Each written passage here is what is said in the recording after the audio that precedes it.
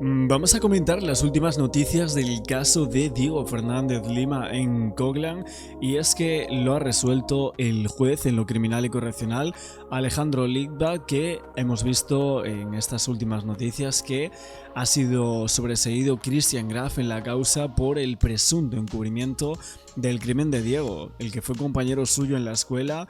Parece que no había pruebas suficientes como para asegurar esto. Y es que evidentemente aquí lo que se trataba de ver era un presunto encubrimiento que finalmente no es, por lo que estamos viendo ahora. La familia de Diego está muy cabreada. De hecho, el hermano ya ha dicho para los medios de comunicación que la justicia les ha abandonado. Realmente es bastante complicado. Aquí podemos tener una opinión u otra en cuanto a lo que sería este caso, y si realmente creemos que la familia de Graf o el propio Graf estuviera encubriendo este delito, pero ya hace 40 años evidentemente que vive en esa casa, y que es algo muy escalofriante. Pero en cuanto a el delito que se estaba aquí diciendo por parte de lo que hizo este señor, desde que se descubre el cuerpo hasta que finalmente se lleva, aparece la policía científica y demás, iba a ser algo bastante complicado de probar, bastante complicado. Esto no quiere decir que no hubiese pruebas o que este señor no fuese supuestamente culpable, pero que iba a ser bastante complicado, ahí estaba. Aparte que él llega después, por lo que él dice, hay testimonios que así lo corroboran. Creo que ahí están los mensajes de WhatsApp de que él llega y ahí ya más o menos ya se encontró el cuerpo, ya está montado allí un dispositivo. Pero que evidentemente las conversaciones que se transmiten por parte de Christian Graf a los obreros están bastante claras, que se removió en la tierra por hacer una piscina, luego, bueno, más conversaciones lo de la iglesia. Dio unas consideraciones que están en los informes de la fiscalía, que a mí me resultan bastante complicados de creer que los dijese porque sí, ¿no? Por hablar, ¿no? Vamos a decir. Creo personalmente que ahí él supuestamente podría llegar a saber la existencia de un cuerpo en su jardín, claro. Luego, bueno, lo que, como os comento, la familia de Diego, por parte de su hermano, dice que le genera un malestar bastante tremendo, esa inexistencia de delito que comentaba el juez Ligba, que resolvía desvincular al acusado Christian Graf. Y luego el hermano parece que habló con la madre de Diego y le dijo: mi mamá se enteró hace un rato, está muy triste, estamos todos muy mal con esta resolución. Que los volvieron a abandonar. Dice que vivía la hermana de Graf, que ahora reside en el sur, que el padre que está fallecido, la madre que está viva y una prima que él mismo menciona, que se necesita justicia por su madre y que el país está indignado con este caso, que fueron 41 años de espera y que finalmente no hay una resolución para ellos, ¿no? Que todos esperaban a Diego absolutamente todos los días, y que se habían enterado el 20 de mayo que lo asesinaron y lo enterraron en esa propiedad, que fue todo a propósito, para que nadie lo encontrase. Que ellos siguen sufriendo, que él sigue sin dormir y que esta gente sigue haciendo su vida como si nada, y que ahora mismo la justicia los avala. Estas son las palabras de Javier Fernández, que enviamos desde aquí un abrazo después de esta noticia tan mala para ellos, esta resolución en la cual hay un sobreseimiento otorgado por el juez Liebach tras la indagatoria a Christian Graf. Lo vemos aquí en todas las noticias. La actualidad que tenemos es que este señor fue sobreseído de la causa por el encubrimiento del crimen de Diego Fernández Lima en su propia casa y en su propio jardín. Ojo. Vamos a ver varios reportajes, lo que han dicho de última hora y las últimas novedades de este tema. Así es, vale, porque acaban de sobreseer a Christian Graf, recordemos, acusado de encubrimiento por el hallazgo del cuerpo de Diego Fernández Lima, que es un crimen del año 84. Hace meses que venimos hablando del caso, ya hablamos, esto para poner en contexto a la gente, donde vivió Cerati, en la avenida Congreso, la familia de Boyolmi también, bueno, pero gente que nada tenía que ver con todo esto, simplemente para señalar cuál era la casa. El cuerpo entonces de Diego Fernández Lima, que fue asesinado en el 84, que fue encontrado en estos últimos meses, una causa que venía contra Christian Graf, el habitante de la vivienda, Seba, la casa donde está la medianera. ¿Ya? Sí, Nacho. es clave esto que nos vas a contar y es, ¿se sabe si lo sobreseyeron por falta de mérito o por prescripción de la causa? ¿Por qué? Mirá, es buena la pregunta. Tenemos, todas las páginas, son 30 en la resolución de la justicia. Todavía no lo tenemos en claro. ¿Por qué digo esto? Porque es verdad que hay que separar primero el crimen por un lado, que es el delito que prescribió. Lo que ahora la justicia no puede, no tiene pruebas para entender, es el encubrimiento, justamente, que es el delito por el cual de ahí lo agarran y lo llevan a los tribunales. Él ya había explicado, en realidad ya sabíamos por qué el encubrimiento y la supresión de prueba, el intentar ocultar prueba, que según la acusación decía, que en realidad primero también fue floja de papeles esa acusación, por eso vuelve y el juzgado le dice al fiscal, no, tenés que presentar esto de nuevo, si la rechazás. Bueno, suponemos que faltaron cosas por parte de los fiscales para entregar aquí. Y para el juez lo que aquí estoy leyendo es que las supuestas maniobras de Graf para encubrir este delito que marcaba el fiscal, que eran explicaciones inverosímiles, conductas evasivas, silencio, pasividad, y que se dirigieron solo a empleados de la obra, no a autoridades policiales o judiciales. Porque básicamente lo que dice el juez es que allí ya había policía, ya habían otras autoridades que estaban haciendo el registro en esa propiedad y que de ellos parece que no sale absolutamente nada, o que básicamente Christian Graf no habla con ellos en estas actitudes, en cómo habrían dicho los obreros, ¿no? Al mismo tiempo, el juez considera que la investigación ya estaba en curso, que la escena estaba preservada cuando Graf arriba y que esto imposibilitaba cualquier desvío relevante de la pesquisa, que en esta línea puntualizaban que las expresiones que se atribuían, la existencia de una iglesia, un camión con tierra, un establo y más cosas, carecían de idoneidad para obstaculizar la investigación, y que por otro lado no se acreditaba ayuda material ni riesgo relevante para la administración de justicia y no existía deber legal de colaboración activa para particulares en estos casos. Así que la omisión de Graf de no llamar a la policía, no colaborar activamente, que todo esto no configuraba un delito, ya que los particulares no tenían posición de garante respecto a la administración de justicia. Así que remarca la resolución que indica que esa obligación de investigar y perseguir delitos de acción pública recae en el Estado y no en los ciudadanos. Ya, pero de esto, y esto no lo estoy leyendo de la resolución, pero yo me pregunto, ¿y cuando es en tu propia casa, no recae en el ciudadano en el cual le aparece un cuerpo en la casa, aunque sean 40 años después? Es que me llama mucho la atención este tipo de resoluciones, o sea...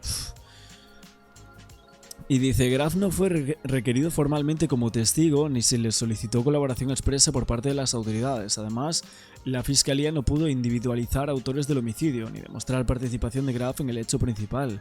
Así que la falta de identificación de autores o partícipes del homicidio impide la persecución penal por encubrimiento. Bueno, pero es que ni siquiera se está investigando esto. O sea, ¿cómo pueden sacar aquí en esta resolución que no se ha individualizado a ningún autor por el homicidio de Diego Fernández Lima, ni han demostrado participación ninguna de los familiares o el propio Graf en este hecho? Porque básicamente no se ha investigado, ni hace 40 ni hace 2 meses. A estas personas no se le ha investigado ni han hecho absolutamente nada de comunicaciones al respecto para averiguar si tienen o no participación en los hechos que acontecieron hace 41 años, ¿no? Y dice, la valoración de la Fiscalía sobre el conocimiento de Graf respecto a la sepultura no fue parte de una imputación formal. Lippbach dispuso que la formación del proceso no afectaba el buen nombre y honor de Christian Graf. Bueno, seguiremos comentando ahora más cosas, pero evidentemente aquí el tema de las consideraciones que este hombre dijo, parecía que en los comunicados de la fiscalía estaba todo muy claro. Ahora se le da la vuelta. En la primera oportunidad. Es que él con los albañiles y trataba de que no le toquen el arbolito de al lado, porque en realidad él sabía que estaba el cuerpo. Toda una explicación que no iba en ese momento. Lo llaman de nuevo, da la misma explicación. No hay más pruebas para entender que él encubrió, además, un crimen que ya prescribió. Técnicamente ya sabíamos, nosotros lo adelantábamos, que esto iba a ocurrir. Nos íbamos a encontrar contra un paredón, con un paredón que iba a decir: prescribió la causa, y tampoco es encubrimiento, con lo cual fue sobreseído. Claro, pero entonces, ¿por qué aparece que realmente no tiene participación ninguna Christian Graf en los hechos cuando no se ha investigado porque está prescrito, ¿no? Christian Graf, ahora vamos a ver los detalles, incluso vamos a ver cuáles son los movimientos de él ahora. Ya está, no lo pueden acusar de nada. Lo peor es que hay un crimen impune. Hay una familia que todavía quiere saber por qué y cómo lo mataron a Diego Fernández Lima. Bueno, literalmente podemos hablar de crimen sin resolver a los ojos de todo el mundo. Nuevamente en Argentina se vuelve noticia con la cara de este señor, evidentemente, aquí. Y nuevamente vuelve a pasar lo mismo. Tenemos aquí, de hecho, un vídeo que le han sacado a Christian Graf, no sé si cuando estaba saliendo, ¿no? Creo. Y esta nueva noticia que ha salido sobre el caso de Diego. Es alerta en C5N, la justicia sobreseyó a este hombre, Christian Graf, ¿lo recuerdan? Hombre que había sido imputado por encubrimiento y sustracción de medios de prueba en la causa que investiga, si es que pudiera investigarse, la desaparición de este chico, Diego Fernández, desaparecido el 26 de julio de 1984. El 20 de mayo pasado hallaron sus restos, que terminaron siendo identificados a partir de una prueba de ADN en la casa donde creían había vivido Gustavo Cerati, pero en realidad era en el terreno de la familia Graf. Obviamente la pregunta que todos tenemos es ¿por qué el sobreseimiento? Lo sobreseen porque entendieron que tras la indagatoria no hay nada que pudiera hacer entender a la justicia que no hay carga probatoria suficiente para imputarle, atención, con la figura que le imputaban, el encubrimiento y la sustracción de medios de prueba. No estaba imputado por homicidio. Claro, era más que nada porque eso prescribió. No, sí, claro, sí. eso prescribió. Era por esto que habían contado los obreros de que habían tapado cosas, de que no... En lo que resuelve el juez es absolver, no da el por qué. Resuelve absolver. Y en el detalle, si lo podemos poner, Jorge, habla de que esto no va a tener ninguna consecuencia para su buen nombre y demás. De hecho, también tiene alguna decisión respecto... Bueno, no sé si en los próximos días se va a filtrar más de este sobreseimiento, pero básicamente hay que decir que en las últimas horas lo que se ha filtrado es que la familia de Diego ya ha decidido apelar a este sobreseimiento de Graf. No sé quiénes ya lo estaban informando. Creo que Mercedes Nici dijo algo parecido, de que la familia de Diego va a apelar a la Cámara para que, o sea, este hecho no quede impune, ¿no?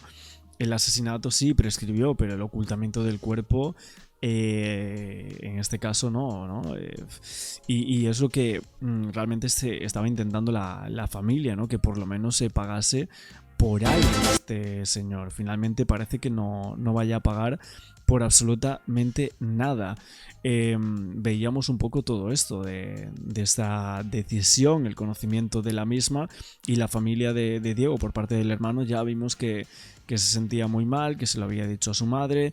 De hecho, el otro día vimos que la madre hablaba por primera vez y decía que lo metan preso, ¿no? Y evidentemente haciendo referencia a esta persona, ¿no? De las costas, porque entiende que la familia tenía su derecho y su real necesidad de litigar ante el dolor de la desaparición de este chico desde 1984.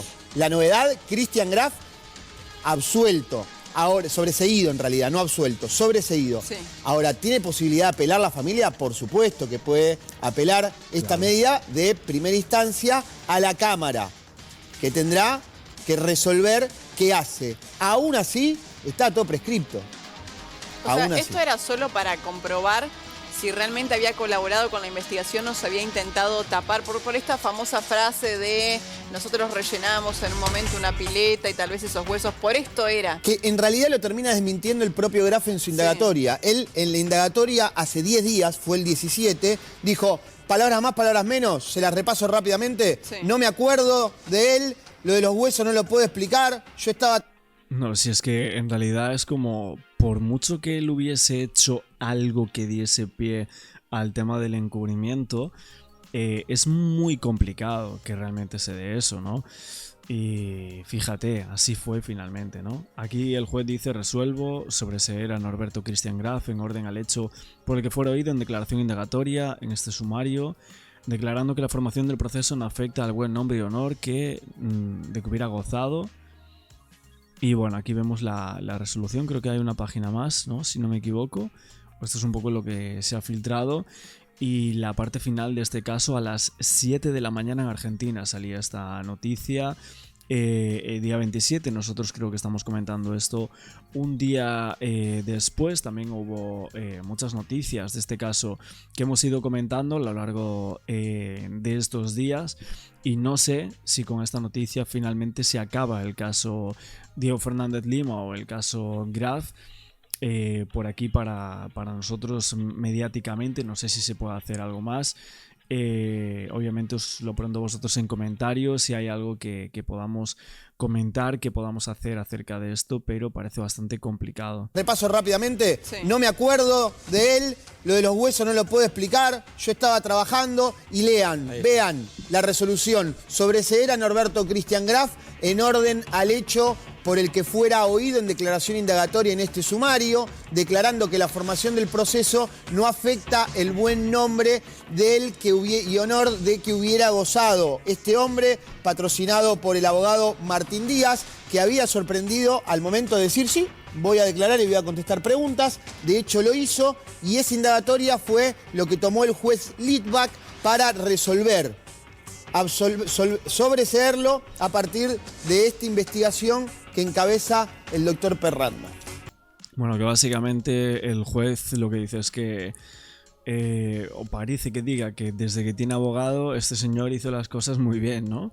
Tuvo ahí algunos pequeños errores al inicio, pero luego ya hizo todas las cosas muy bien para realmente no tener este delito de encubrimiento, ¿no? Oye, pues no sé, vamos a decir, los presuntos criminales que bien lo hicieron, que bien Graf u otros supuestamente, ¿no? No sé, estos son los motivos que se dan para este sobreseimiento por el cual está acusado Christian Graf de encubrir el crimen de su ex compañero. Que esto, o sea, volvemos a incidir nuevamente un montón de cosas sobre esto, pero eran compañeros de clase, aparece su cuerpo justo allí, él dice una serie de consideraciones de cómo pudo aparecer esos huesos en su jardín que son inverosímiles, que son imposibles de creer, y él las dice, de hecho en sus declaraciones así lo confirma, y vemos que confunde, miente, desde que aparecen las declaraciones, ¿no? Llevan ahí 40 años esos restos, habría que verlo. Realmente en los primeros días no olieron nada, no vieron que había alguna tierra removida justo en esa zona. El tema de la medianera, finalmente sí que estaba en su casa o no lo estaba, porque él dice que no, pero si está mintiendo en eso, es que me parece una resolución en la cual hay una serie de consideraciones que no se están teniendo en cuenta para nada. Finalmente, a mí que me digan aquí que al final el cuerpo apareció en la otra casa y ni siquiera fuera en la de Graf. Entonces, bueno, ya ahí te puedo decir, vale, entiendo el sobreseimiento, pero es que por el momento eso no te lo están diciendo. Entonces, apareció el cuerpo ahí y ellos están mintiendo en una cosa, en otra, en 5. Entonces, ¿cómo puede ser que que haya un sobreseimiento de este señor así tan rápidamente, ¿no? Vamos a tomar contacto con Javier Fernández. Ayer tuve la oportunidad de verlo en distintos programas, sumamente conmovido porque la familia lo buscó durante 41 años y su papá murió en medio de esa búsqueda, por supuesto con preguntas que no terminaron por resolverse. Javier, ¿qué tal? Buen día, ¿cómo le va? Hola, buen día, Belén. Seguís conmovido, Acá sí. andamos. Tremendo. Ayer te veía en distintos programas y la verdad que era muy difícil también hacer la entrevista y la nota. Bueno, contame a ver cuáles Perdón, son tus... sí, perdón. Sí, lo que nos puedas contar, Javier. Nada, 41 años de angustia, mucho dolor, por eso cada vez que escucho que hablan de esto Y sí. me emociono, no puedo... mucho dolor, mucho tiempo. Tu mamá, que sé que ayer le daban la información en pequeñas dosis, ¿no? Por lo Sí, que significa tiene todo 80 esto. Y sí, tiene 87 años y estamos tratando... Ayer no prendimos la tele, no vi nada. No quiero que vea porque hay muchas noticias dando vuelta y es muy fuerte, muy triste. Javier, sé que tenías 10 años en ese momento cuando desaparece tu hermano, Diego, en el año 1984, pero ¿qué te acordás particularmente de ese día? Yo estaba en el colegio, él se fue 2 de la tarde comiendo una mandarina y le dijo a mi mamá, voy a la casa de un amigo y me voy para el colegio. Y bueno, y nada, después yo vine a las 5 de la tarde y al otro día ya empezó todo el caos hasta hoy, hasta calvario, todo. ¿Y cuál fue la respuesta de la policía cuando ellos van y se acercan a hacer la denuncia? Le dijeron que se quede tranquila, que ya va a volver, que se fue con una minita, no le querían tomar la denuncia. Eso es lo que declaró mi papá en un diario en la época. ¿Y cuánto tiempo tardaron en arrancar justamente con esa búsqueda, Javier? Yo no recuerdo, era muy chico, pero mi papá empezó ese mismo día a la noche. Mi papá, toda la familia, los vecinos. Cuando vino la policía, no recuerdo, no lo sé. Y mi mamá tiene 87 y muchas cosas ya no recuerda. Javier, del punto donde lo ven por última vez con vida, que es Nahón y Congreso, a Congreso al 3700, donde finalmente aparecen estos restos, los restos de tu hermano, ¿cuánto hay en distancia, en cuadras? Perdón que te corrija, lo vieron en Nahón y Monroe. Nahón y Monroe, perdón. Sí, serán 5 cuadras, 6 cuadras. Y bueno, ya ahí nos metemos en la parte de quién vive en esta casa donde encontraron los restos. Quien vive ahí o quien vivió ahí en esa época, que se llama Alejandro, que es de apellido Graf y que era compañero de tu hermano. En esa época, ¿sabés, te contó, te llegó a contar tu papá o tu mamá cómo tomó la noticia, ayudó en la búsqueda? Que era compañero de mi hermano, hasta ayer la fiscalía lo está averiguando, no lo sé, no sé quién lo dijo. No, la fiscalía está averiguando eso. Lo dijo otro compañero que se comunicó directamente con la fiscalía, que hoy va a declarar como testigo, y es el dato que obviamente hace apuntar al fiscal a esa casa porque aparecieron los huesos ahí y obviamente a su figura porque era compañero de tu hermano. ¿Ustedes no lo tenían este dato? No, con precisión no. Estaba el fiscal justamente, hablé ayer y me dijo que no hay nada seguro. No, hasta ayer a la tarde, mediodía que hablé con él la última vez. Javier, No sabía. ¿cómo era Diego? 15 años, 16 años, perdón, recién cumplido. Jugaba al fútbol en Excursio, el colegio, amigos en el barrio. Un pibe de 15 años. No, nada. Le gustaban mucho las motos. A mí también sé que me gustan por él. Nada, un pibe normal de 15 años. ¿Qué pensó? Bueno, sé que ayer lo contaste, lo relataste, pero seguramente lo vas a contar mucho mejor vos. Tu papá lo buscó intensamente, repartía panfletos. Él se fue de esta vida pensando ¿qué? Perdón. No, tremendo. que lo había secuestrado una secta. En ese momento se hablaba mucho de las sectas, secta Moon, que recuerdo. Él tenía esa idea, porque salía en todos los diarios, mucha gente desaparecida. Y él pensaba que era eso, se fue buscándolo, murió en un accidente buscándolo. Ahí en Galván y Congreso también, justo Congreso. Mirá lo que es la Él vida. pensaba ¿no? eso. O sea, tu viejo murió en la misma calle que después terminan encontrando a tu hermano. Sí. No, se me pone la piel de gallina, ¿no? Juanpa, ayúdame. Javier, todos estos años después de que tu papá lamentablemente falleciera en plena búsqueda, ustedes ya un poco más grandes, obviamente, ¿volvieron a tomar contacto con la policía, con la justicia? ¿O crees que la búsqueda se abandonó prácticamente al tiempo, cuando no se habló más del tema? Creo que la búsqueda se abandonó con mi papá en vida. Después mi papá falleció y mi mamá siguió.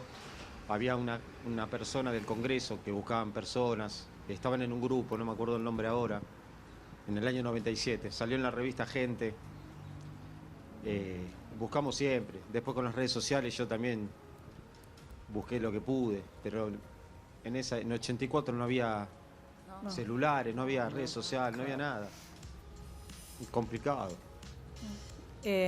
Javier, mientras estamos hablando con vos y te recuperas un poco, vamos a poner en pantalla una de las tapas de diarios, una de las entrevistas que creo que la dio tu papá, donde decía que a su hijo lo raptaron vía crucis, creen que la desaparición de su hijo tiene relación con alguna secta siniestra. Claro, en tiempos donde no había redes sociales. ¿Cuánto tiempo lo buscó? No había No, contame, decime sí, Javier, perdón. No había, nunca creo que vinieron las cámaras. Había 4 canales de televisión. Nada, eso. ¿Qué pensás que sentiría tu viejo hoy? Y un poco de paz. Todos estamos con un poquito de paz, por lo menos vamos a hacernos con los restos de él. Para darle un adiós definitivo en algún momento. Pero queremos justicia, necesito justicia. No sé quién fue, por qué. Tenía 15 años. Para poder terminar con todo esto necesitamos un poco de justicia. Javier, tu familia, además de tu mamá, ¿cómo se compone? ¿Vos tenés otros hermanos? Durante todo este tiempo, vos tenías 10 años, pero la relación con un hermano mayor siempre nos marca, ¿no? Y un héroe. ¿Tenés hijos? ¿Les contaste a hijos o sobrinos cómo era, por lo menos los 16 años que vivió?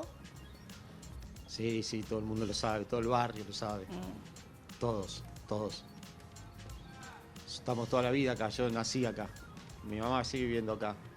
Somos de acá, del barrio. ¿Cómo está tu hermana? Marcela creo que se llama. ¿Cómo está ella? Sí. Estamos todos mal, conmovidas. Ella vive en el norte, en Posadas. Se fue el martes. Bueno, y después saltó todo este lío. Pero estamos todos mal, todos. Queremos justicia. Por Diego.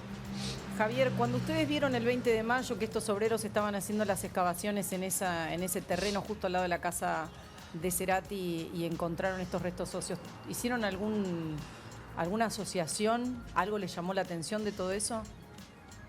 La verdad, yo no miro mucha tele, lo escuché, nunca lo asocié. Pero gracias a mi cuñado, a Felipe, y al hijo, Pedro, mi sobrino, ellos ataron más cabos y ahí se contactaron con la fiscalía y ahí empezó toda esta locura. Gracias a ellos. A ver, hay mucha gente que obviamente está pendiente de lo que está viviendo toda esta familia, sobre todo el club excursionistas, porque sabemos que Diego era futbolista y estuvieron presentes en 2 momentos clave, ¿no? Mira, sigo hablando y sigue llorando, Javier, y te entiendo. La verdad que es muy difícil también hacer la nota. No, es que está bien, yo te entiendo, te vi ayer. Es muy duro lo que estás viviendo, lo que está viviendo tu mamá. Tiene 87 años, tu hermana, tus sobrinos, los amigos también de Diego que estaban buscando respuestas. empiezan a llegar las respuestas. Y también es bueno saber que Diego era una persona querida, sobre todo en el club en el que él jugaba.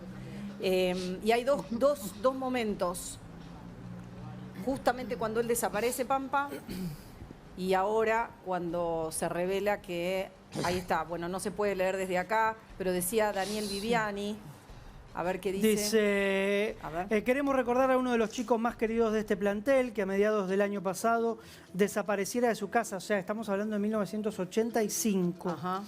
Me refiero a Diego Fernández Lima, mi querido gallego. Siempre te recordamos cada vez que nos reunimos en el vestuario para salir a jugar un encuentro por el campeonato.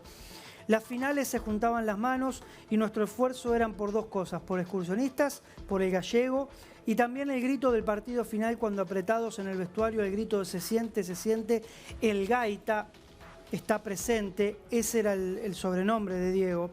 Alguna lágrima corrió por mi cara al recordar a aquel nene que llevaba a Montevideo años atrás.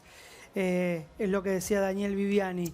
Y obviamente ayer la publicación de excursionistas que da cuenta de, obviamente, el atar cabos de este cuerpo o estos restos con la identidad de Diego. Ayer publicaban en Twitter, fíjate vos, el paso del tiempo, ¿no? Una tipo solicitada en un diario de la época. Claro, la tecnología. Y a Twitter, Ahí sin está. escalas. A ver. El Club Atlético Excursionistas expresa su estupor y tristeza por las noticias acerca de Diego Fernández Lima, quien fuera futbolista de nuestra institución al momento de su desaparición.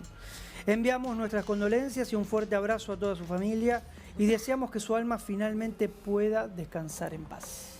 Javier, ¿qué era Excursio para tu hermano? ¿Qué era ese club? Todo. Ujú. Somos todos de Boca, pero Excursio es Excursio. Y él era todo Excursio.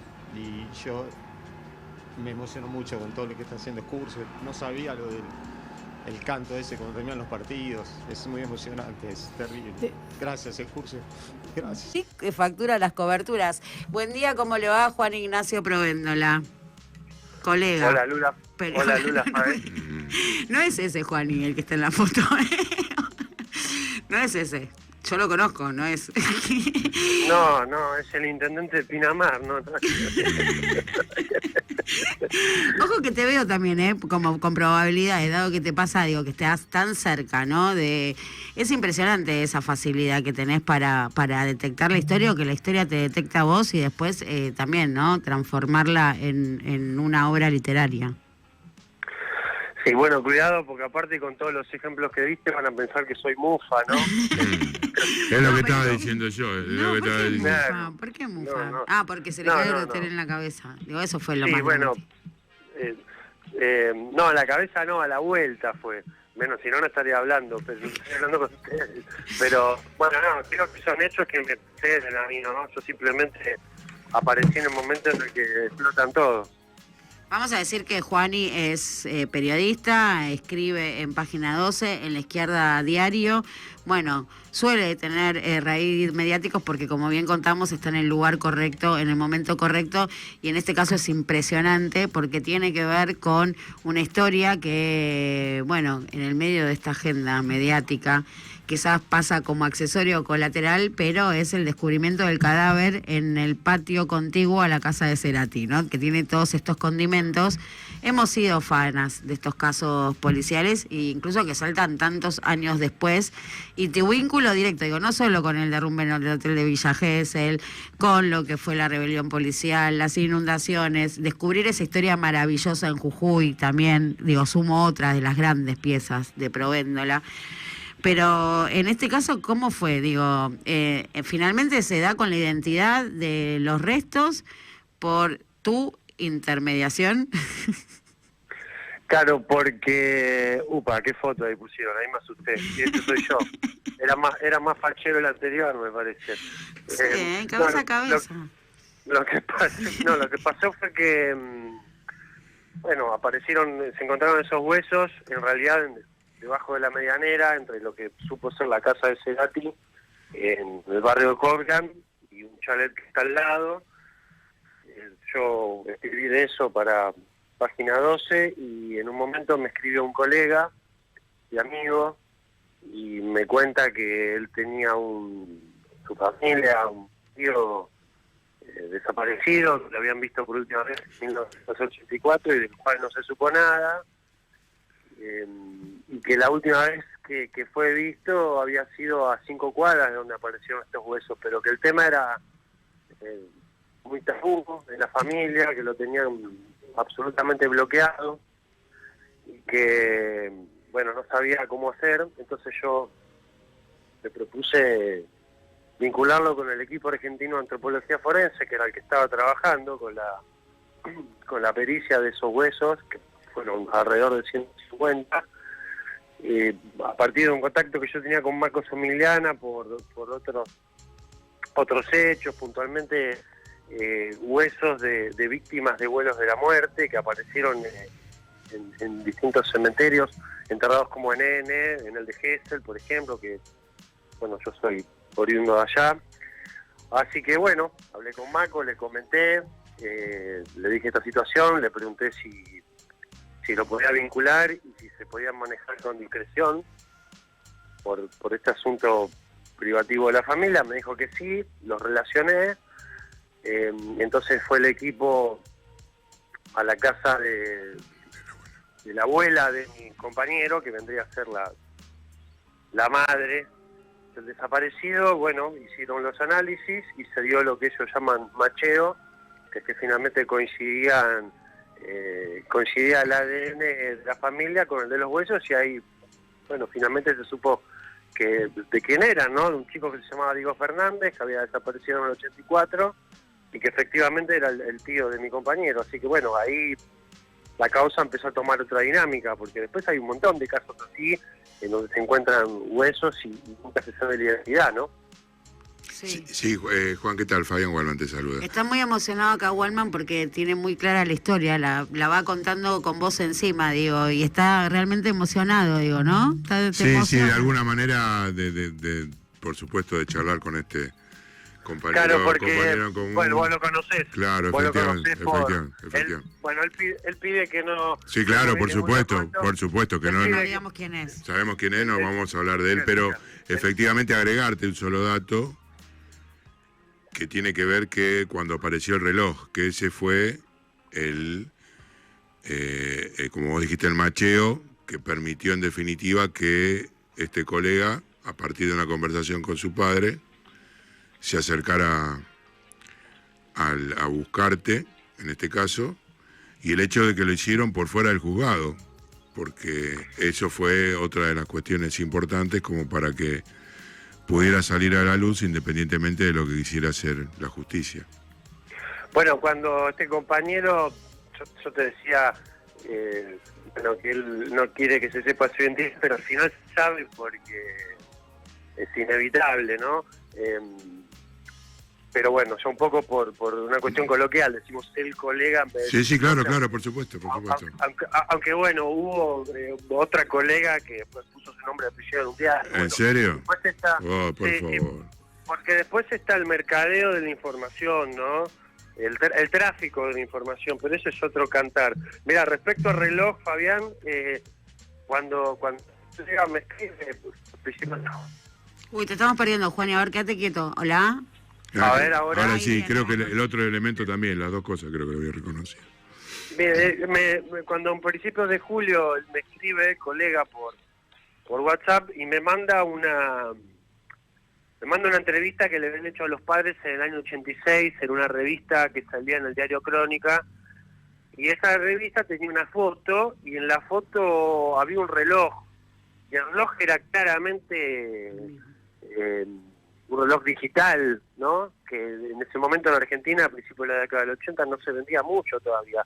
Así que ese fue un elemento, sí, clave, ¿no? Y determinante como para, bueno, tener cierta expectativa de que podía ser él. Y después otros elementos, bueno, un corbatín, ¿no? Que daba cuenta de que era un estudiante. Es decir, que aparte de los huesos se encontraron otros elementos vinculados a indumentaria y a objetos que también creo que alentó a la familia, como decís vos, al colega y a su padre, que no es que vendría a ser como el cuñado. Claro, sí. ¿no?